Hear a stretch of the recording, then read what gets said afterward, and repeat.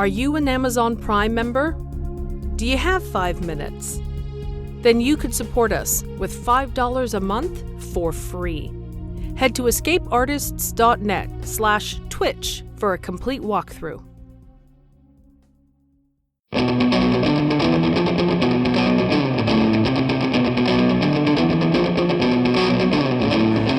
Escape Pod, Episode 972, The Bargain of Death and St. Nicholas, by Craig Church.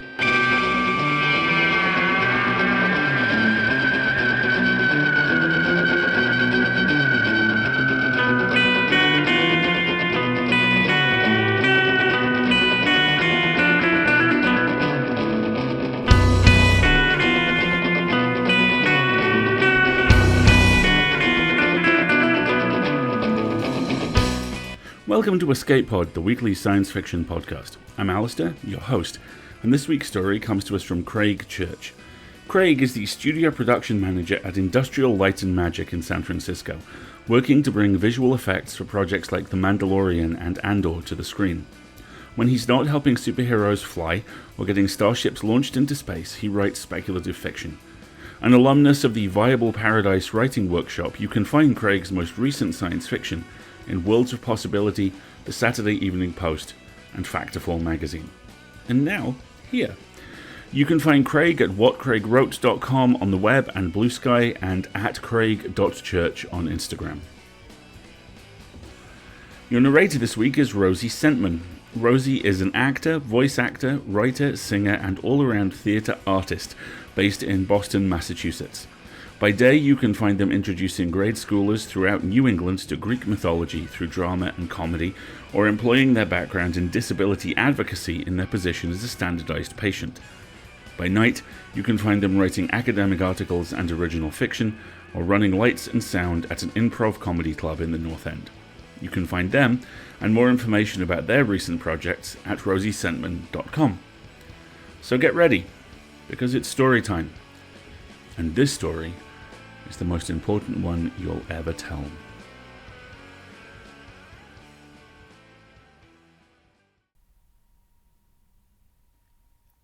The Bargain of Death and St. Nicholas by Craig Church. Narrated by Rosie Sentman. "What's your favorite tale?" I ask, voice quivering.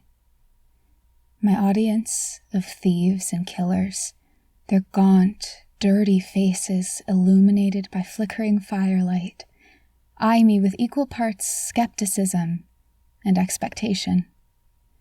Their captain sits front row center, an energy rifle across his lap as a reminder of my fate should I attempt to run or, worse, fail to entertain. My stomach is eager to empty itself all over the stage of this derelict theater. Thank the spirits I didn't eat much today. "It's the eve of giving," says the captain. "Start with your favorite holiday story." Nods and grunts of assent follow from the raiders surrounding him. I curl my fingers into fists to stop them from trembling, unable to steer my mind away from the fact that my life depends on choosing the right tale to bring my bloodthirsty captors into a festive mood. No pressure. I breathe deeply, letting the familiar scent of firewood smoke wrap itself around me like a hug from an old friend. How many hours had I spent by fires, listening to Dad's tellings? "When in doubt, stick to the classics," he'd always say.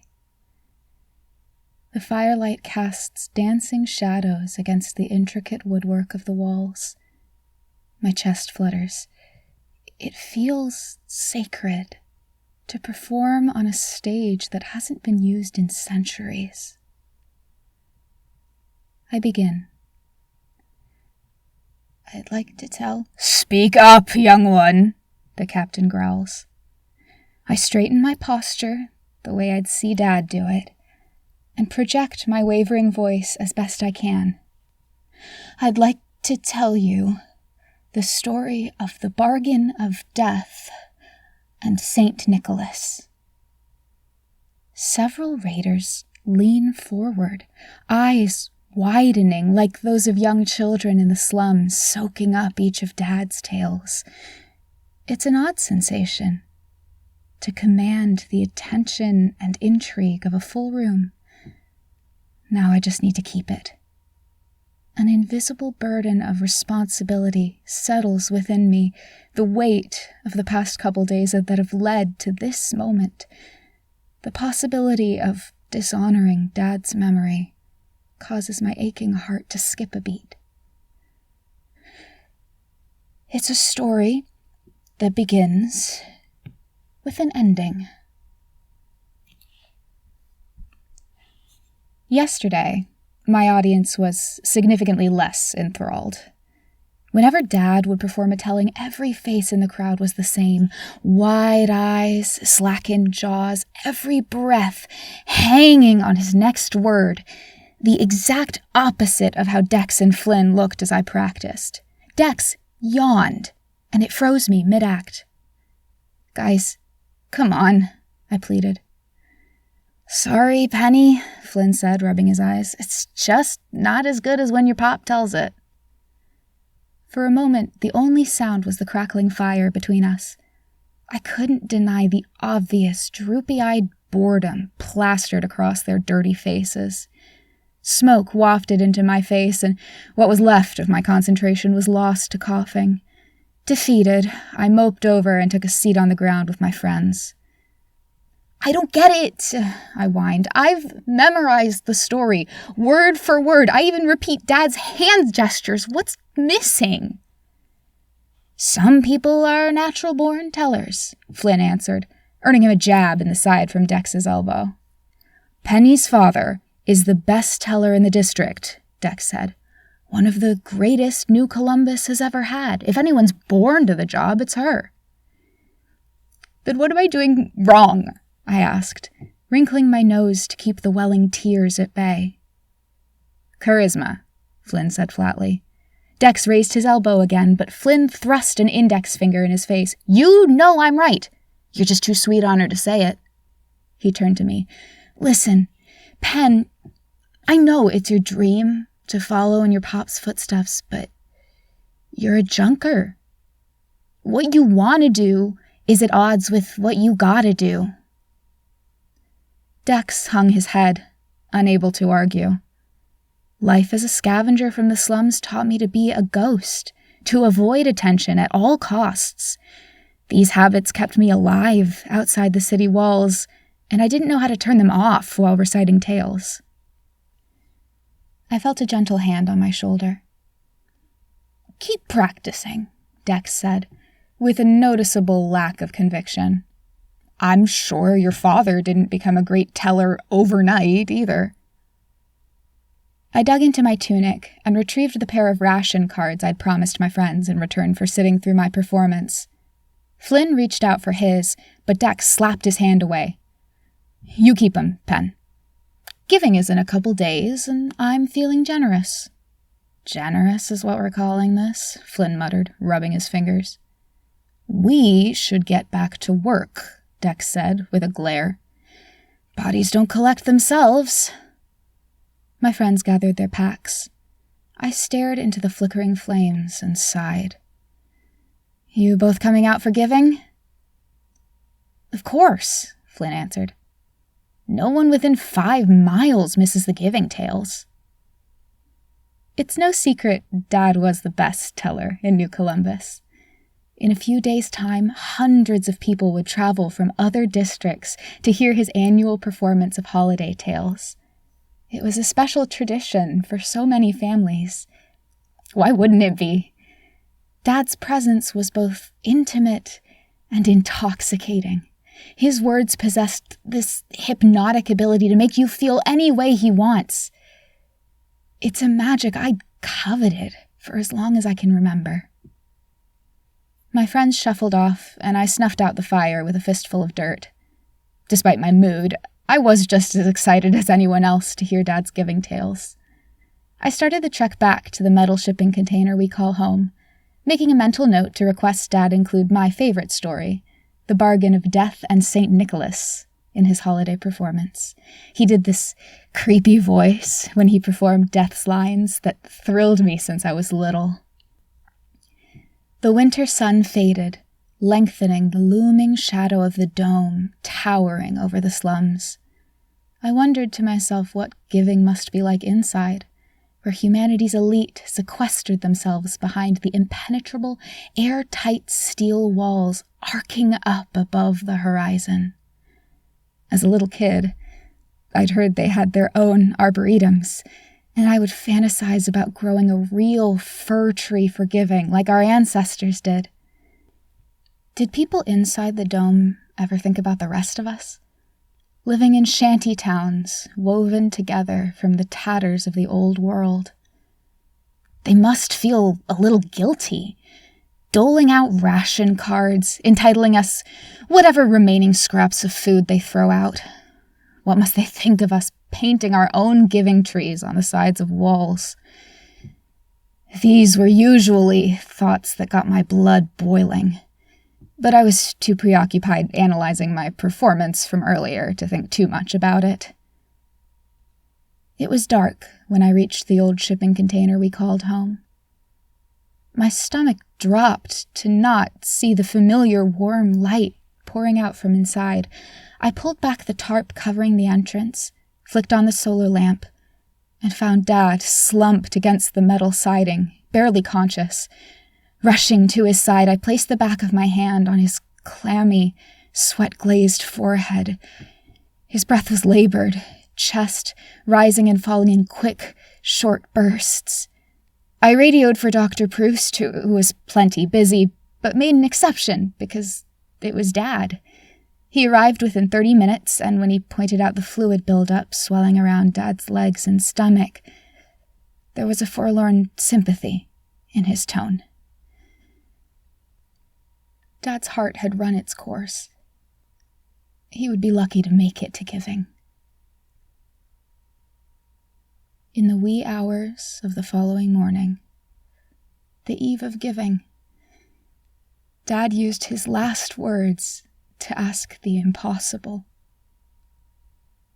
"Perform the giving tales in my place, Penny," he said, voice faint and rasping as what little life he had left seeped away.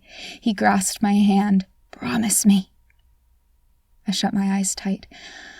I knew the request would come, but the heat of resentment flushed my cheeks. A giving without him already sounded wrong enough. It was the time of year we would debate the theme of the holiday mural we would paint in the district square, mixing wild honey with pigments from berries and petals I gathered during junking runs. This year, I'd be an orphan, saddled with a burden I didn't know how to carry. "I'll ask Nico or Samba to fill in," I said. "They're great tellers." Dad slid a gentle finger under my chin and turned my head to face him. "Tell me again why you want to be a teller." My face crumpled. "Because of you," I answered, voice hitching. "You help everyone in the district forget our shitty lives for a bit. I want to do that too." Dad sighed. "You're still trying to tell for others." He placed a hand on his chest. "You tell for yourself first." "But I know the stories already." "Your memorization skills are impressive," Dad said, straining against his failing body. "But what do I always say?" "There's knowing the words in your mind, and then there's feeling them in your soul," I recited. Dad smiled weakly. "Emotion is infectious. Be vulnerable. Feel the words you speak. Do that, and a telling becomes more than a recitation." Tears spilled down my face. "I try, Dad. I really do. Maybe someday I'll be..." My protest was interrupted by a coughing fit as Dad spewed up more blood-spotted mucus. He gathered himself and mustered the strength to say, "Penny, you're ready. This is what I want." Kneeling at his deathbed, all I could do is nod through my tears and squeak out the words, "Okay. I promise." He cupped my face in his palm, smiling proudly, before letting his head sag back onto his cot and falling still. My breath caught as his hand slid from my face. I sat there for hours, watching his breath grow shallow and slow, until it stopped. I wrapped him in a tarp I traded 2 ration cards for, and radioed Dex, who, while shocked, graciously agreed to collect Dad's body on his day off. It took every muscle I had to drag Dad's dead weight to the door. I had to stop twice to catch my breath and sob. Once outside, I sat with him in the cold, early morning dark until I heard the sputtering of the motorized wagon. Flynn caught sight of me as they rounded the corner, and he reverently plucked the worn beanie from his head as they approached. "I can't believe it." I nodded, unable to look him in the eye. I produced their usual fee of 20 ration cards, but Dex cleared his throat, and Flynn gently pushed my extended hand back toward me. "No charge," said Dex. "Least we can do for all the good times he gave us." I watched in silence as the 2 boys, both just a year older than me, hoisted Dad onto their shoulders and laid him gently into their wagon while reciting the blessing of the spirits. There was a reverence to the act I appreciated. "Just a day before giving," Flynn said to Dex, loud enough for me to hear. "Shame we won't get his tellings."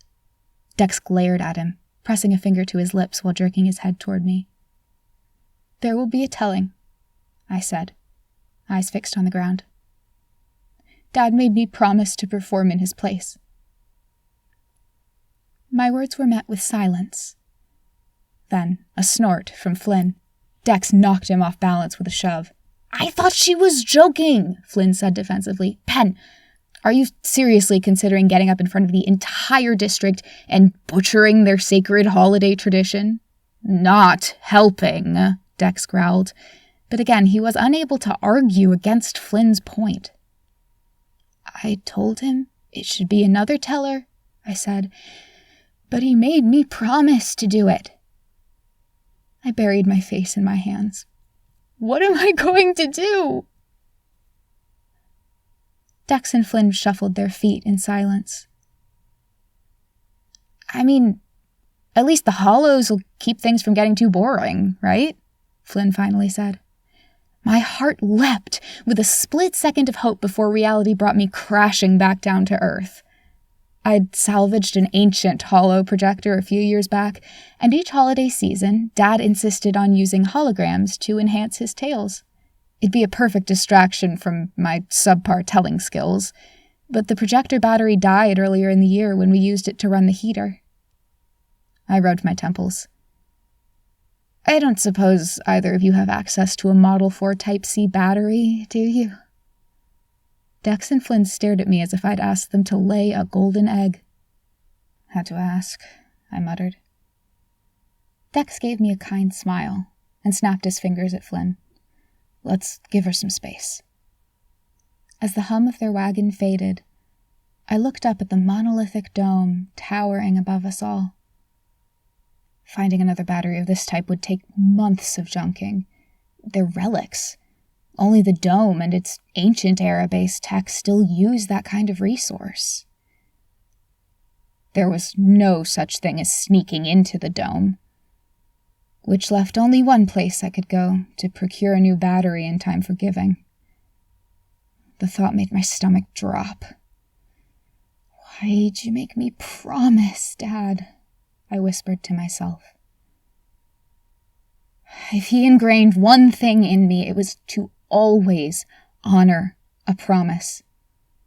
"We don't have much aside from our word," he'd say. "Once that loses its value, you're truly broke."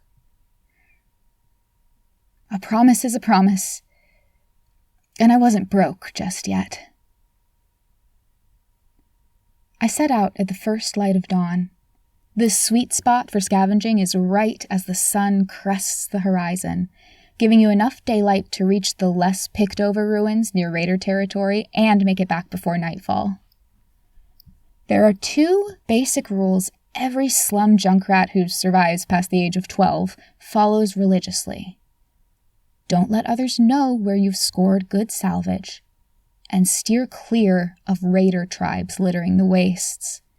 If the beasts don't end you, a marauder will haul you off to a fate worse than death. A promise is a promise, I reminded myself. My fingers stroked the cool metal of the energy pistol tucked under my tunic. It was ancient, probably early 22nd century. Found it junking a couple years back, and while I had no experience handling such a weapon, it made me feel better carrying one out here. I strode through the city gate toward the Scioto riverbed with all the confidence I could muster, knowing I'd need more than a rusty pistol and luck if I ran into raiders.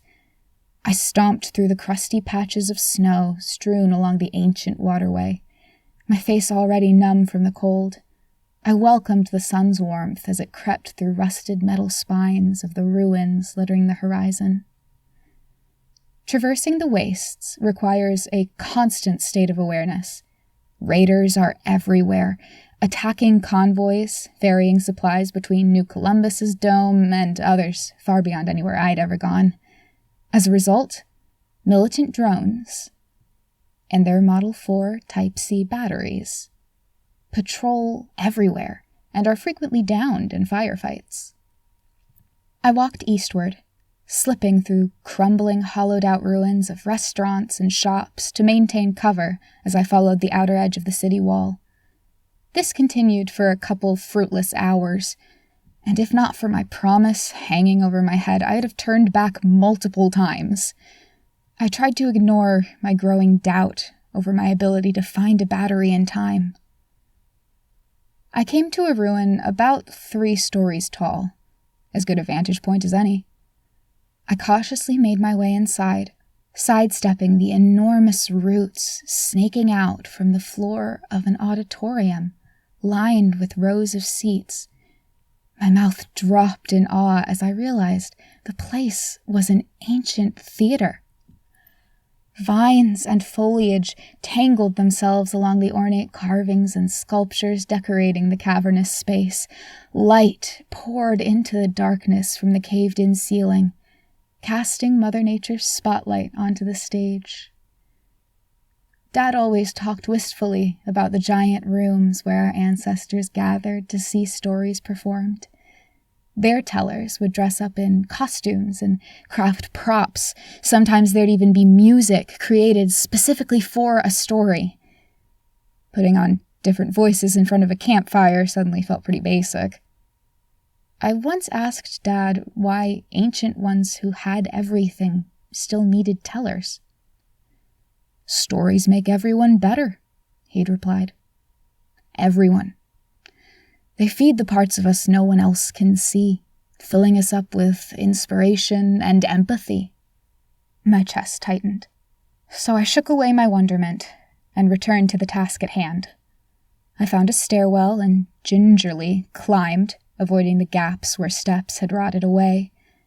I reached the balcony, which was high enough to provide a view of the landscape outside through the missing roof. Miles of wasteland spread out in front of me, vast and still. There were no raider dropships or patrol drones to be seen along the skyline. There was a thin plume of smoke in the distance, though. From this far out, it was impossible to make out the source. It could have been a raider campfire, but it might have been a downed drone. It would be dangerous to approach the site without knowing exactly what it was, but I was running out of time. I pulled my pack tight and set out in the smoke's direction.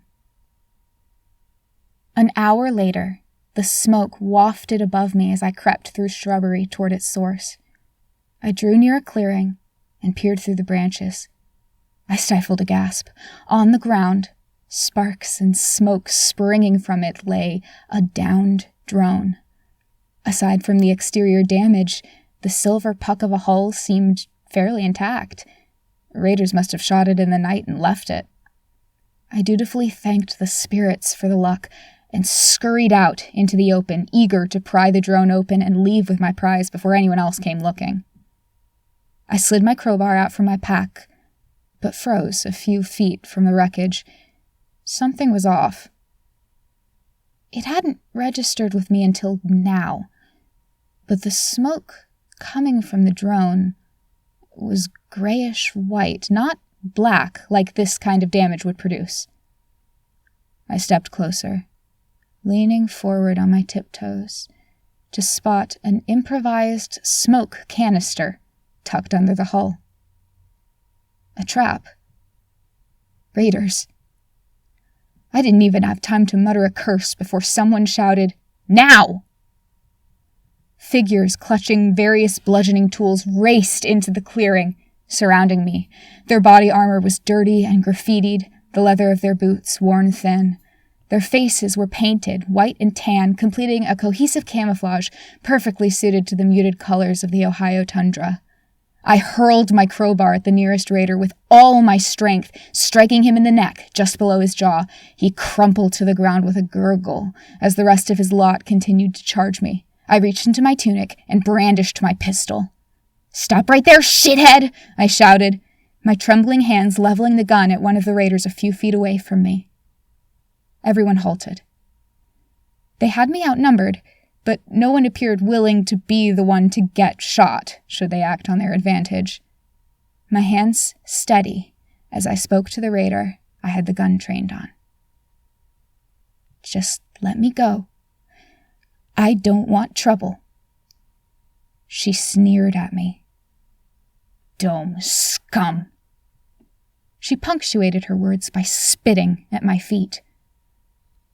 I was confused by the insult, but before I could make sense of it, a shot rang out from beyond the clearing, an energy bolt, perfectly aimed, sang through the air and blasted the pistol from my hands. "Take her," a gravelly voice, drenched in authority, called from the edge of the clearing. I was tackled to the ground, a cloth bag thrown over my head before I could see who the voice belonged to. Within a minute, I was hog-tied and hoisted aloft from a rusted pipe jutting from the ground. I wriggled my hands, but the knots binding me were tight as hell. "You'll only chafe your wrists doing that," the gravelly voice said as the bag was pulled from my head. I craned my neck to come face to face with a gleaming silver helmet with two great horns protruding from its sides. My stunned reflection greeted me. There was no way to see through the metallic surface to look into the eyes of my captor. The raider cocked his head, trying to make sense of me. "You shouldn't be out this far east. Haven't you heard about the marauders infesting the area?" Chuckles rippled through his crew, their hungry eyes darting between me and the man in the helm who appeared to be their leader. "I'm just a kid," I said, hoping some good old-fashioned begging will help my cause. "I don't have anything of value." The faceless helm turned to one of the nearby men. "Silas, scanner." Silas stepped forward and pressed a metal rod to my neck. It beeped cheerfully. "No chip," he said, grunting. "She ain't dome or surf." The leader sighed, hanging his head. "You really are just a little lost junk rat, aren't you?" "Shame." We were hoping for someone valuable. I'm sorry, I said. I didn't mean to upend whatever all this is. If you let me go, I'll promise it'll be the last you'll ever see of me. The leader folded his arms. Is that so? He asked, amused. And what do I tell my crew? You've seen our numbers and our latest trapping strategy. Selling such information to the Dome would be a hard opportunity for a poor junker to resist. Silas leaned in, an unsettling gleam in his eyes. She could be useful to us in other ways, Captain. The raider captain took a step closer to me. Avert your eyes, young one. Before Silas could react, the captain whirled around and buried a fist in his throat. Silas staggered back, clutching his neck and wheezing. A glint of light flashed from the captain's thigh as he unsheathed a dagger. I shut my eyes tight, wincing as the wet schluck of blade sinking into flesh repeated, accentuated by yelps and whimpers. I heard a body hit the ground. I opened one eye in time to see the captain kick Silas's corpse over onto its face and extend the point of his dagger out at his crew. Our queen has forbidden the enslaving and spoiling of the innocent, he said, his voice even and casual, as if this were just any normal afternoon activity. To suggest otherwise is treason. Do not make Silas's mistake. What do we do with her then? Someone asked. Most of the crew kept their eyes firmly on the ground. 2 options, the captain said, turning his attention back to me. We let her go, or we kill her as mercifully as possible. I vote for option 1, I said, looking out at the marauders imploringly. I won't say a word about you to anyone. I swear it on my father's memory. The captain stilled. He brought his hands to his helmet and lifted it off, revealing an older man with a graying beard and deep scarring across his face. His eyes narrowed. Your father's memory is worth swearing upon. Best teller in the district, bar none, I replied. To my surprise, the captain smiled. A teller's daughter, he exclaimed. And you've come into our midst on the eve of giving, no less. Murmurs began to echo around the group of raiders. He leaned in close to me and whispered, his breath musty and sour. My friends and I have lamented our deployment, so far from home during such a beloved day of joy. Surely your father taught you the classics? Should you warm us with the cheer of a telling, how could we respond with anything other than the gift of your freedom? As much of a no-brainer proposition as this was, my heart fluttered with hesitation. Getting up in front of my neighbors and friends to perform is one thing, but doing so for a band of raiders who seem to have no qualms about murdering me in cold blood is another. Who knows what they would do if I wasn't entertaining enough? Stories make everyone better. Everyone. Dad would want me to do this. He believed I could do it. He'd also probably prefer me not die, too. I nodded to the captain, who used his still bloody dagger to slice my restraints with glee. Everyone gather round and build a fire, he shouted to his platoon. Our friend the teller's daughter has stories for us. Actually, I said, knowing I needed to make this as special as possible. I think there's a better place to do this. It's a story that begins with an ending. The theater does a lot to heighten the aura, but without a hollow projector I have to improvise my flourishes. My hand darts into the pouch at my waist and retrieves a fistful of copper scraps I'd chipped off an old poster frame in the lobby. I toss them into the flame and hear a chorus of oohs and ahs as the tendrils of heat radiate every color on the spectrum, white smoke curling upward through the open roof. The response to my showmanship causes my chest to swell with pride and grief. Dad would love this. I collect myself and press on. The tale of St. Nicholas and his bargain with death begins with the end of the Ancient Ones. Excited murmurs ripple through the raider crew, invoking our ancestors who lived in an era of comfort and plenty always elicits awe. I throw a bunch of pine needles into the fire and watch the bright crackling sparks light up the ruins surrounding us. Attention settles back onto me, and I feel a thrill over the chance to make an audience feel something. It happened on a cold winter's night, much like this, I continue, maintaining lots of eye contact. In the ancient world, there was a holiday called Christ's Mass. The consensus of our historians is that once a year, a holy being called St. Nicholas would leave a gift for only the most selfless of people. These gifts were extraordinary, often the heart's desire of the recipient.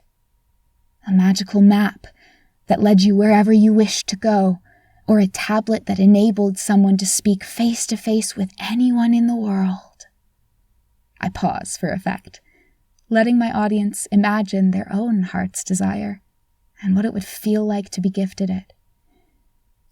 There's knowing the words in your mind, and there's feeling them in your soul. Dad's guidance echoes in my head. I close my eyes and allow myself to imagine too. I envision Dad in the front row next to the captain, smiling proudly as I meet this challenge. I yearn. I grieve. I feel. My trembling muscles calm, and my voice steadies. I allow the storm within me to coat my words with emotion.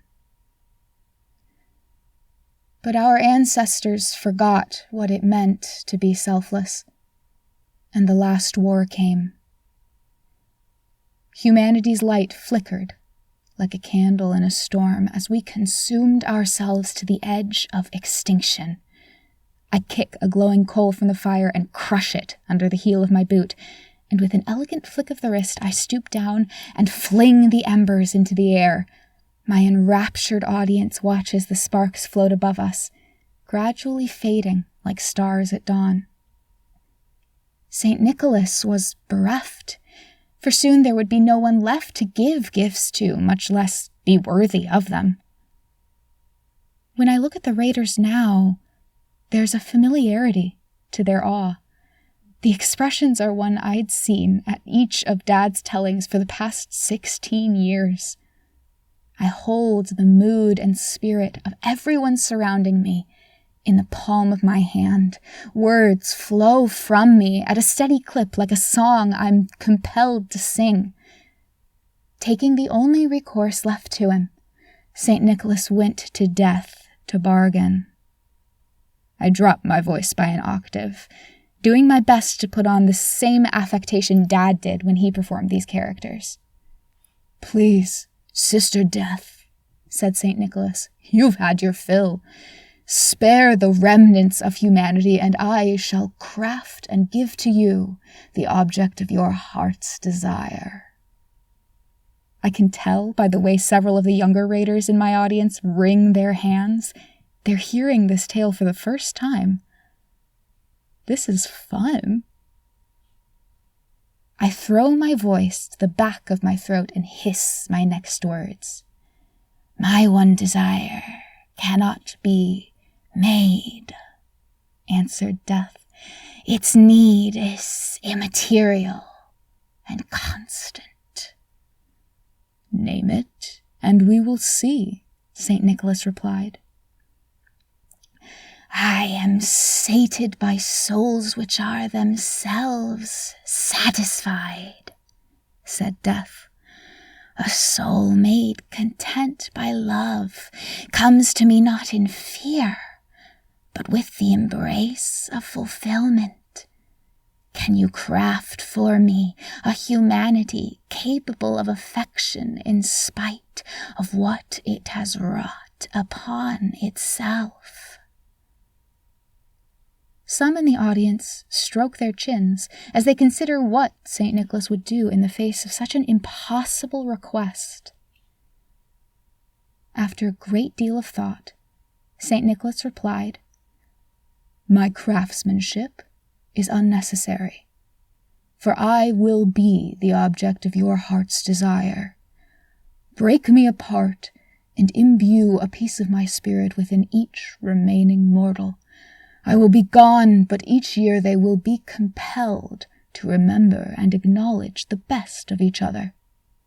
Is not such appreciation the foundation of love? I stride over to the nearest audience member, an older woman with a weathered face and long graying hair. I extend my hand, which she hesitantly reaches out and shakes. I accept, said Death. And so, I continue, Death broke St. Nicholas apart and stitched the pieces to the souls of those who remained. To us. The last war ended, and ever since, at the end of each year, we gather at what would be the Christ's Mass Day for the ancient ones, and celebrate the giving of St. Nicholas by showing appreciation and love to those who've shown it to us. I let a moment of silence permeate the clearing before stooping into a bow, throwing my wrist into the air with a twirl, just like Dad used to do. I'm met with applause, hoots, and hollers from an appreciative audience. It feels good. Everyone in the theater is intoxicated by the tale, having let themselves, if only for a minute or two, be carried off somewhere other than here. A bond of shared experience envelops us. But it isn't nearly as strong as the connection I feel with Dad. I can sense him, his loving, proud smile, just on the edge of my periphery. I'd always thought of stories as a service you give to others. It's so much more than that. It's first and foremost a gift I give myself, and something for Dad and I to do together for the rest of my life. As the rush subsides, the captain applauds.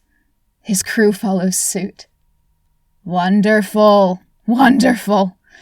Spend this night sharing more of your wonderful stories, and we'll celebrate giving by not only letting you go, but sending you along with a gift of our own.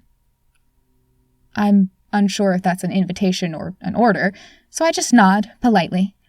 Raiders begin checking their packs, some offering small baubles or precious metals. The captain snaps his fingers. You were looking for parts from the drone. The battery would be valuable. My heart leaps.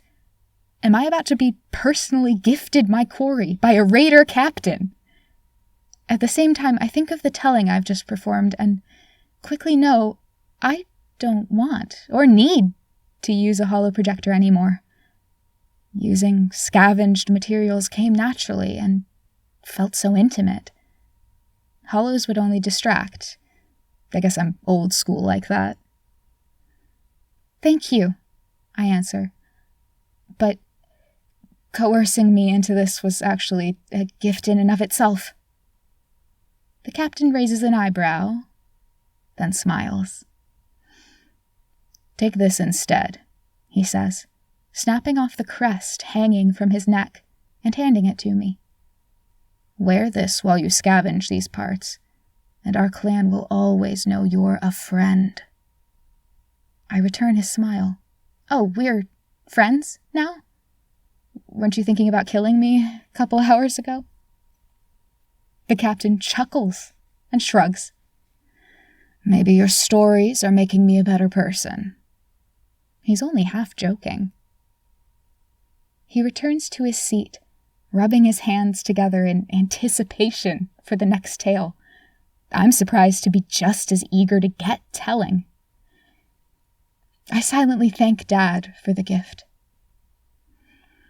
Okay, I call out, my voice commanding the room. This is the legend of Charles Brown and the Giving Tree Miracle.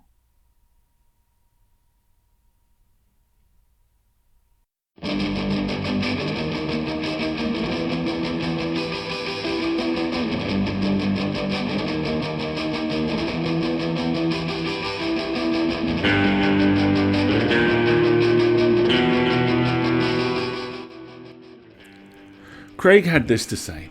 One of my favourite quotes is from Roger Ebert, when he said, "Movies are like a machine that generates empathy." I wanted to write a story about the value of storytelling itself, how it can connect and warm us in even the harshest of circumstances, allowing us to communicate and empathise with elements of each other we can't express any other way. And he is entirely correct. Here are the notes I made as I was reading the story. Be capable of affection. Do not kill the part of you that is cringe. Kill the part of you that cringes. Stories make everyone better, and it's not escapism. It's a map. Let's focus on those last two. It's very easy, especially at the end of a year that for me has been punctuated by the loss of a parent, and for the world defined by a never-ending parade of seemingly terrible news, to look at escapism as sticking your head in the sand. That's because a lot of the time it is sticking your head in the sand. That's because a lot of the time that's exactly what we need and exactly where our head needs to be.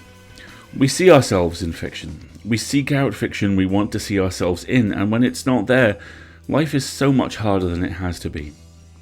And that's why representation matters, because when we escape into a world that we're seen in, that reminds us that we deserve to be seen and heard and safe. It's not escapism. It's a map. A map to a better version of ourselves, one we reach by stepping off the line, by resting, by putting our phones down. It's a map because it's an example others can follow, a tunnel other people can dig their way through too. It's a map because it's not here, and God knows so much of 2024 was defined by the need to not be here. There are other places than trauma. There are other places than fear. There are better stories than the one we have all been told so loudly this year. That's what the second half of the story does so well for me. It dodges brilliantly the well-meaning, the real stories are the ones we met along the way, platitudes that are always lovely but are so often empty, metafictional calories, and it shows us and tells us the truth. That telling stories is hard, that remembering the people we've lost is hard, but that when we do the hard things, when we are honest in our endeavours, when we speak out, we either touch people through the art we made, or by the simple fact we've been brave enough to step forward. We've made something. We've shown them the escape tunnel. Stories make everyone better. Timely, kind, honest. Good job, everyone. That's how you close out a year. And speaking of closing out a year, 2025 is just around the corner, and with it, Escape Artist's 20th anniversary.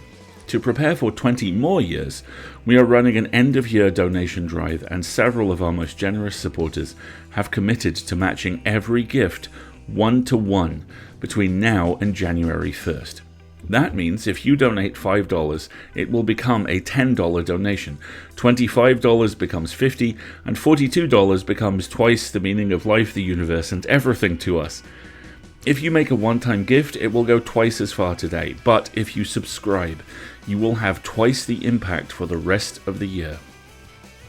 Monthly donations ensure we can plan ahead with a reliable income, which means we can publish more original stories, devote more time to editorial excellence, and plan for the future.